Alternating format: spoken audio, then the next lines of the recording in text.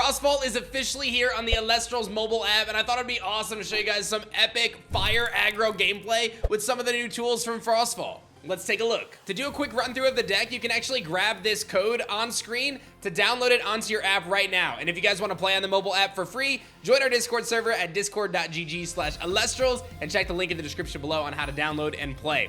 This deck basically revolves around a few particular cards, one of which is Exalt Flare, a brand new Fire Elestral that can Nexus and rapidly ascend into a 1 or 2 cost Fire Elestral. By pairing this with Blazerous and ultimately Trifernal, you can get out some pretty strong hitters and hit your opponent for a lot of damage in one turn. We've also got Chains of Prometheus maxed out to stop those counter runes and Helios Chariot Ride to shut them down entirely, allowing you to activate an epic one-turn combo where you play Exalt Flare, you Nexus onto it, you get out your Blazerous, you use the Helios Chariot or the Chains of Prometheus to protect you, you fire off some big attacks, get out Trifernal, and then fire off even more big attacks.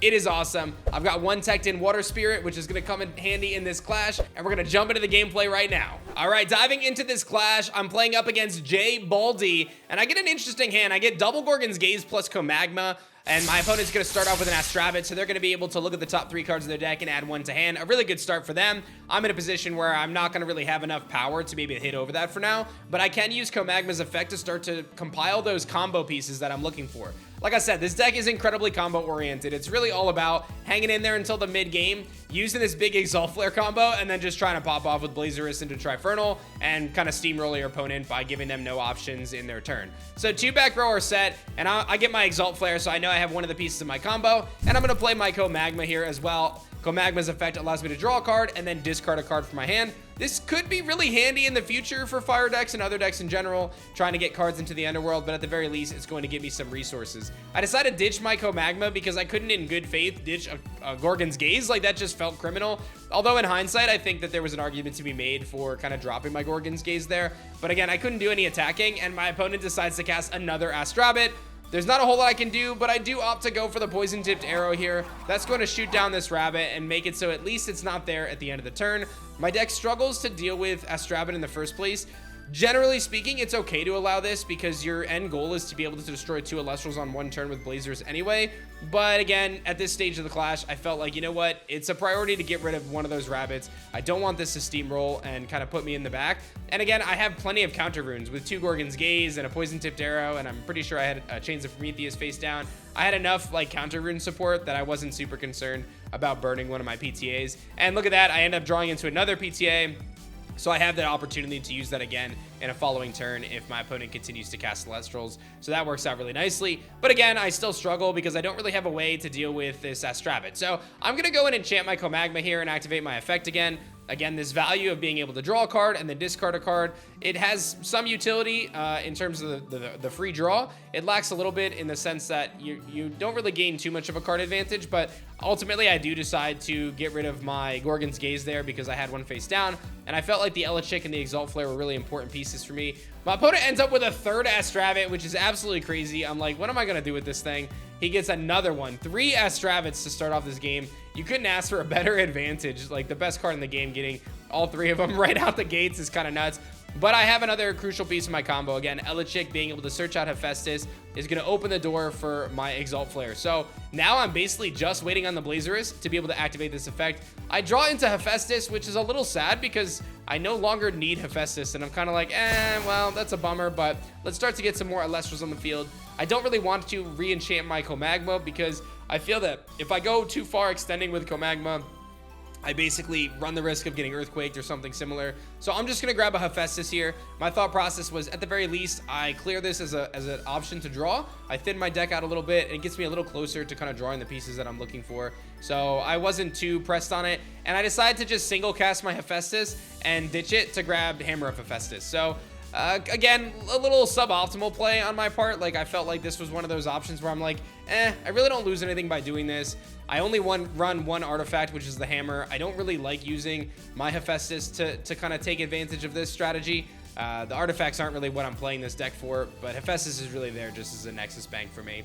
So my opponent casts a Cryoling here, but doesn't have enough juice to get it to a Cryovern right now. But at this point, I realize what kind of deck I'm actually playing up against, which is a Cryoscorch deck.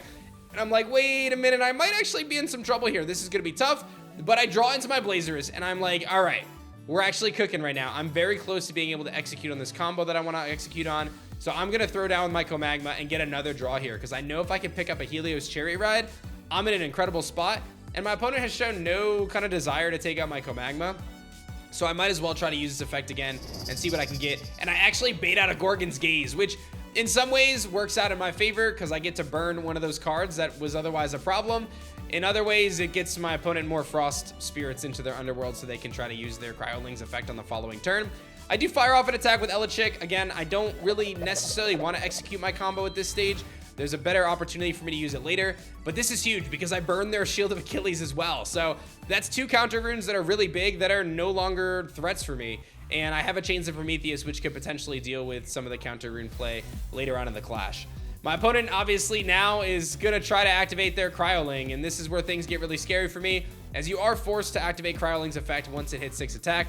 I believe at this stage of the class it's there, or it's about to be there, pretty close. I think my opponent's just trying to find the right opportunity. I think it's actually sitting at 5 now that I think of it, so it's not forced to ascend. But I get a great play here, and I'm actually going to throw down a Gorgon's Gaze of my own, and that's going to suppress the Cryoling in the battle step, which means that the Cryoling gets its attack dropped down to 1 instead of 5, and it ultimately gets destroyed in battle. And my opponent has to expend 2 spirits because of that, because Comagma had 2 spirits on it. Cryoling only had 1 spirit on it, so my opponent is going to be taking 2 spirits of damage. I believe they do that, although I may have forgotten to mention that, so it's very possible here in hindsight that my opponent actually ended up winning out on 2 spirits there. They should have taken 2 spirits of damage, and oh, they do take it, so there you go. No problems there. I draw into Comagma, and now I'm in a position where I have to decide, is this my opportunity to go for my big play? And I decide it is my opportunity to go for the big play. I cast out the Exalt Flare, which means I can now use my Nexus. I want to keep my spirits on field. I have enough counter runes that I could potentially use those spirits on field, and I don't feel like this is a terrible play, so I'm going to enchant my Hephaestus with 2. I don't really feel like I need to keep Hephaestus, so I'm going to go for the Nexus play and Nexus all these spirits onto Exalt Flare, not onto Comagma. Could have done that, but I didn't want to put too much risk in. If the Rabbits or another Elestral were in attack position, I may want to go a little harder. But in this case, I said, all right, we're going to rock with this. I'll get him up. And you can see how quickly this works. And this is the beauty of it. I'm going to throw a Water Spirit on my Blazerus. I have extra spirits to play with, so I can stay properly enchanted. And I don't have to worry about dealing with the Tsunami potential play. So my opponent has Shield of Achilles for my Blazerus, and I'm like, oh, dude, it's time to use Chains of Prometheus. I'm going to pull those 2 Fire Spirits off my Comagma to play Chains of Prometheus. I'm like fist pumping in the air, man. I'm so pumped up, feeling like I just nailed it. And my opponent has Chains of Prometheus as well. What a crazy combo play. I throw down with the attack. They Shield of Achilles me, try to bounce me back. I Chains of Prometheus to shut down their Shield of Achilles, and they Chains of Prometheus to stop my Chains of Prometheus, thus winning the counter war. I burn through all of their counter runes, but my Blazerus gets bounced back to my hand, and I'm in a terrible position now as I just basically put it all on the line to try to gain an advantage there, and it didn't end up working. And now my opponent with 2 Astravets sitting there are going to be able to throw down, and they can actually search out and grab something from their Underworld. That single Kione is now going to be able to bring back a Cryoling, and all of a sudden, my dreams of this clash are going very, very south. They are going very poorly because I know I'm about to face down a Cryovern any second. This is going to put my opponent down to very few resources, but on my end, I'm going to struggle to deal with the Cryovern just in general. Like, I have a Comagma, I have a Hammer, which isn't going to do much for me. I could maybe search out another Hephaestus. I don't really have a lot of options here. I am going to Poison Tipped Arrow this thing, though, because I know, listen, I got to get rid of this. I cannot allow this thing to run rampant. I'm going to end up taking a hit here. I'm a little surprised, I will say. My opponent opts to not put their Rabbits in attack position to attack me. He could have hit me for 2 additional spirits here, but opts not to. I get why, because you're putting yourself at a little bit of risk, but I think getting that advantage there was probably worth it. Tough to say, but ultimately, I'm going to be down to 4 spirits. I draw into a Nectar of the Gods. That's a tough argument. I can't, in good faith, use that card right now. I'm going to play it safe. I'm going to cast my Comagma here. I'm going to draw into my deck and see what I can run into. They're going to go for a Poison Tipped Arrow, and I'm like, uh-oh, this is bad. I draw the Exalt Flare, and I'm thinking maybe I can pull off some sort of a combo with Exalt Flare, Hammer of Hephaestus, and Blazerus, but I don't have enough spirits to do that, so it's probably not going to work very well. I do set some cards face down to try to bait, and my opponent ultimately uses their last of their spirits to use that poison tipped arrow and take out my Comagma. I have 3 spirits left. They have 2 Astravets and no other spirits. And now they're going to be in a situation where they're going to start to attack with those 2 rabbits and knock me down to just 1 spirit left. Now, Elestrals is very unique in the sense that you can have 0 spirits left in your spirit deck and still play the game, right? And I'm going to toss out my Thunder and my Fire Spirit. I'm down to just 1 Fire Spirit. And I'm like, okay, listen, I can maybe do this, right? I have an Exalt Flare. I can attack 1 rabbit. He can't cast anything. I can at least get rid of 1 of them. Let's do it. My Exalt Flare going to take out the rabbit. It's rabbit versus Exalt Flare. I lose this on deck out if I do not draw Ambrosia, and I recognize very quickly the only way I can win this game is to draw Ambrosia, use the Spirit on my Exalt Flare to cast the Ambrosia, and then try to take out the rabbit and hit directly. It's a tough combination of moves that have to happen perfectly for me to even win this. The Trifernal's not going to do it, and we're just going to play draw pass until one of us is going to draw an Ambrosia. We both recognize that that is our win condition here. Ambrosia pulls that spirit from the field, regenerates 3 spirits, gets you an opportunity to cast a new Elestral out or whatever the strategy may be, and kind of hang in the game a little longer. I draw into Chariot Ride. We're just going back and forth. But again, if I don't draw Ambrosia and he doesn't draw Ambrosia, I would lose this game to deck out in this stalemate. I will give you a spoiler. The Ambrosias are going to be flying because I draw it right now. So Ambrosia, this is my play. I'm going to use the spirit on my Exalt Flare to play Ambrosia. I'm going to regenerate 3 spirits. I end up grabbing a Thunder Spirit here, and I'm thinking, you know what? I think right now my smartest play is actually to use an Astravet to gain a little bit more of an advantage, because playing Nekruff doesn't really get me any further, and I can always ascend Astravet into Blazerous even if it's misenchanted.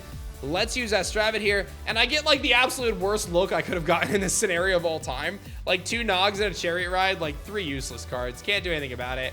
I would have loved another Ambrosia. I'm thinking, all right, I'm going to win this game. All I got to do is cast out my Blazerous in the next turn, and this game's over. I win. I got this game on lock. There's no way he's going to beat me. And he plays Ambrosia. And I'm like, no shot, dude. What a crazy clash. He gets the Ambrosia right after I get it. I'm pumped.